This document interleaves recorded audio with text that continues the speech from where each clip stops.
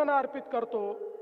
आज त्यांच्या प्रेरणेने या ठिकाणी आपण सगळे एकत्रित आलो आहोत।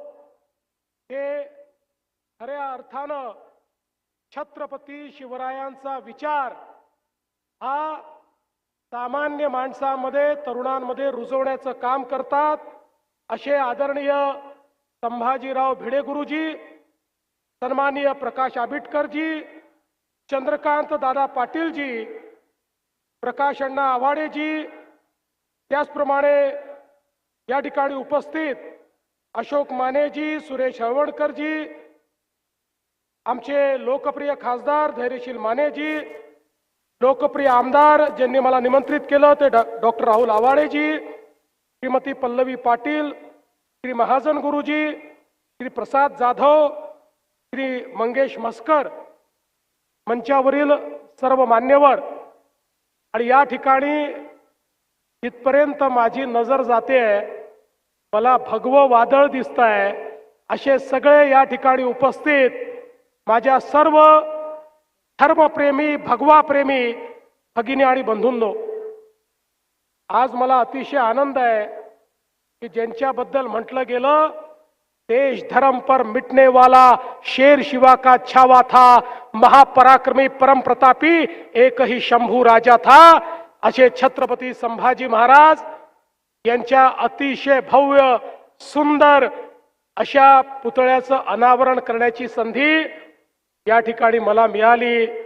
मी खऱ्या अर्थानं ही जी काही स्मारक समिती आहे, आमचे भिडे गुरुजी आहेत, आमचे खासदार आमदार मंत्री महोदय आहेत आणि आपण सगळे आहात, आपल्या सर्वांचे आभार मानतो की हे पुण्यकर्म करण्याची संधी आपण मला दिली। खरं तर आजचा दिवस माझ्याकरता इतका पुण्यवान आहे। इचलकरंजीत आल्यानंतर पहिल्यांदा महाराजांच्या प्रतिमेला नमन करण्याची संधी मिळाली, त्यानंतर छत्रपती संभाजी महाराजांच्या प्रतिमेला नमन करण्याची संधी मिळाली। इथनं मी सांगलीला चाललो आहे, त्या ठिकाणी पुण्यश्लोक अहिल्यादेवी होळकर यांच्या पुतळ्याचं उद्घाटन आम्ही करणार आहोत आणि तिथनं पुण्याला जाऊन पुन्हा छत्रपती शिवाजी महाराजांच्या एका स्मारकाचं उद्घाटन करणार आहोत।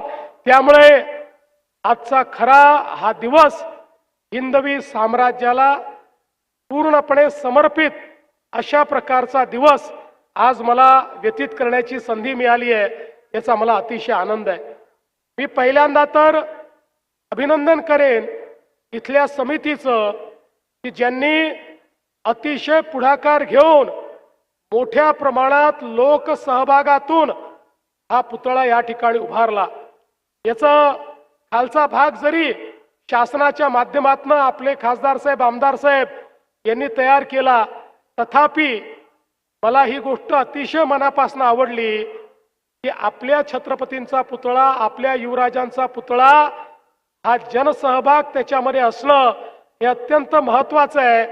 कारण हा शासनाचा पुतळा असू शकत नाही, हा जनतेचाच पुतळा आहे, हे जनतेचंच स्मारक आहे आणि म्हणून मी आपल्या इचलकरंजीकरांचं अतिशय मनापासून अभिनंदन करतो। आणि जसं खासदार साहेब बोलले, हे शहर भगवं शहर आहे। या शहरामध्ये छत्रपती शिवाजी महाराजांच्या प्रेरणेनं या ठिकाणी एक जे तेज आम्हाला पाहायला मिळतं ते खरोखर अत्यंत महत्त्वाचं आहे।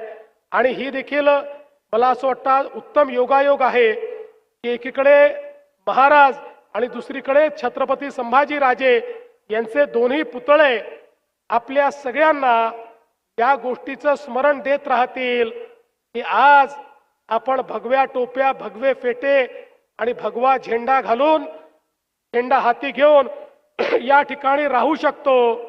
कारण छत्रपती शिवाजी महाराज होते, महाराज नसते तर कदाचित हा भगवा रंग कुठेही दिसला नसता। आणि म्हणून हे जे महाराजांचे उपकार आपल्यावर आहेत ते आपण कधी फेडू शकत नाही।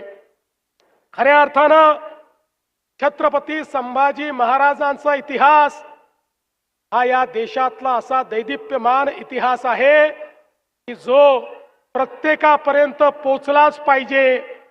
दुर्दैवाने आमच्या देशामध्ये छत्रपती शिवरायांचा आणि छत्रपती संभाजी महाराजांचा इतिहास हा स्वातंत्र्यानंतर देखील दाबण्याचा प्रयत्न झाला। अगदी काल परवापर्यंत सीबीएसई मध्ये जे इतिहास शिकवला जायचा त्या इतिहासामध्ये मुघलांच्या इतिहासाला 17 पानं होते आणि माझ्या राजाला केवळ एक पॅरेग्राफ दिला होता। एका पॅरेग्राफ मध्ये अशा प्रकारचे छत्रपती झाले एवढं सांगितलं जायचं आणि 17 पानं आम्ही बाबर, अकबर, औरंगजेब हे सगळं शिकायचो।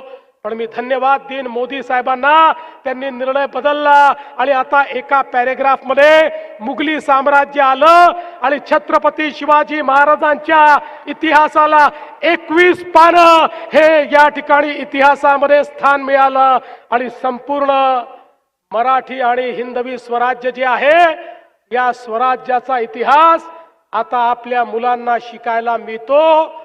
खरा इतिहास आपल्या जनाजनापर्यंत पोहोचवण्याचं काम आपण केलं। अरे छत्रपती संभाजी महाराज एक अशी तळपती तलवार होती। 9 वर्ष त्या ठिकाणी औरंग्याला त्यांनी झुंजवत ठेवलं। त्या औरंगजेबाला वाटलं आता छत्रपती शिवाजी महाराज नाही, या महाराष्ट्रामध्ये जाऊन मी त्या ठिकाणी संपूर्ण महाराष्ट्र कब्जात घेईल आणि महाराष्ट्र कब्जात आला तर हिंदवी स्वराज्य संपून जाईल। त्याला काय माहिती होतं की एक छावा त्या ठिकाणी होता जो रक्षणाकरता तयार होता। औरंगजेब या ठिकाणी आला पण मराठ्यांनी त्याची कबरच या ठिकाणी खोदली। औरंगजेबाला कधी हा मराठी मुलूक जिंकू दिला नाही। 9 वर्षामध्ये 120 लढाया छत्रपती संभाजी महाराज लढले, एकही लढाई कधी हारले नाही।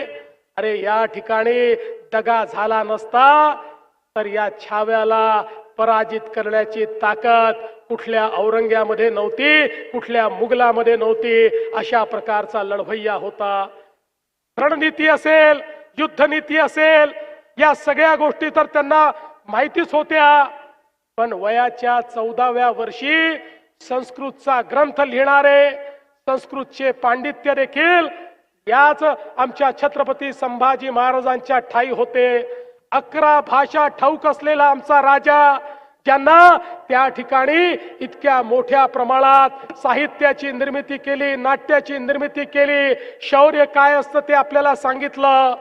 खऱ्या अर्थानं सूर्यासारखी प्रतिभा असलेले आमचे संभाजी महाराज होते आणि म्हणूनच दुर्दैवाने छत्रपती संभाजी महाराज हे जर त्यावेळी दग्या फटक्यामध्ये शहीद झाले नसते तर या देशाचा इतिहास वेगळा राहिला असता।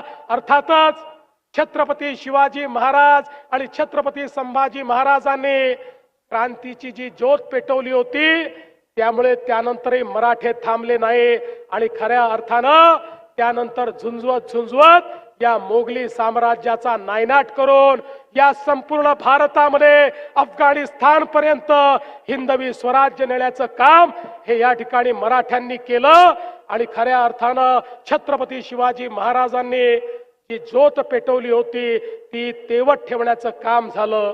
आणि म्हणूनच हे केवळ पुतळे नाही आहेत, हे स्मरण आहे आमच्या इतिहासाचं, त्या दैदिप्यमान कारकिर्दीचं, ज्याच्यामुळे आज आम्ही स्वाभिमानाने उभे आहोत। हा स्वाभिमानाचा पुतळा आहे। हा एक असा पुतळा आहे की ज्याने आपल्याला स्मरण येतं की या व्यक्तीने देव, देश आणि धर्म सोडला नाही। शरीराची खांडोळी झाली पण प्रत्येक खांडोळीतून त्या ठिकाणी छत्रपतींचं नाव येत होतं, हिंदू धर्माचं नाव येत होतं। अशा प्रकारे तेजाने तळपत असलेलं हे व्यक्तिमत्व आज आमच्या सर्वांना एवढंच सांगताय, आम्हाला देखील जाती पातीच्या भिंती तोडून या ठिकाणी एक राहावं लागेल। आमचं हिंदुत्व, आमचा भगवा ध्वज, आमचा भगवा धर्म हे आपल्याला त्या ठिकाणी शाबूत ठेवावं लागेल।